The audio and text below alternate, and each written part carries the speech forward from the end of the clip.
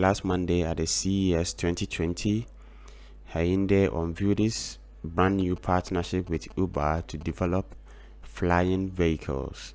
Hyundai's aerial taxi will be able to take off and land vertically, which is interesting.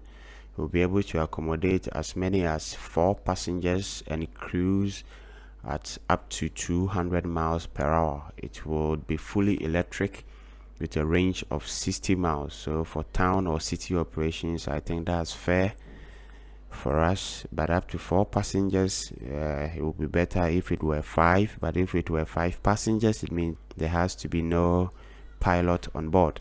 Uber has said it will conduct the first public demonstration of the flying car this year, but it won't allow customers to book area rides until 2023. Of course, we've seen the demonstration and we are waiting to enjoy it in 2023.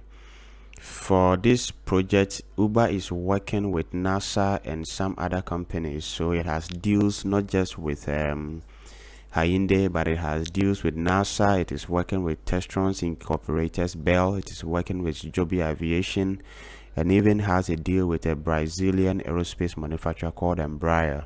The arrangement with Hyundai, however, stands out because they plan to churn out vehicles at rates that haven't been witnessed in the aerospace industry.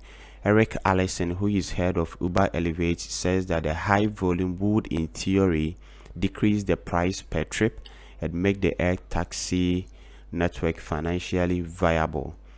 Uber said it will also provide its partners with air support services, connections to the ground transportation, and a large base of customers. Of course, it's already in the business and has lots of people signed up on its app, so customer base wouldn't be a problem, although it still battles with Lyft and other companies for market share.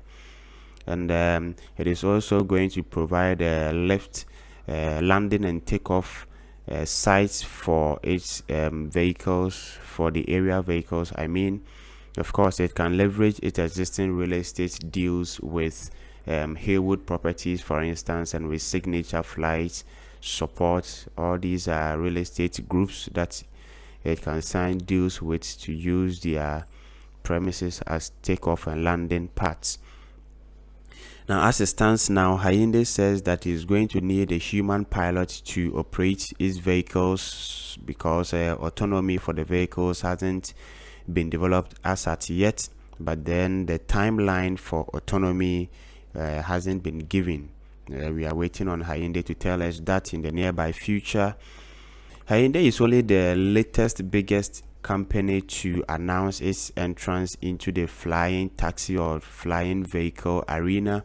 Of course, Boeing, which is an established brand and a manufacturer of aircraft, is already in this space.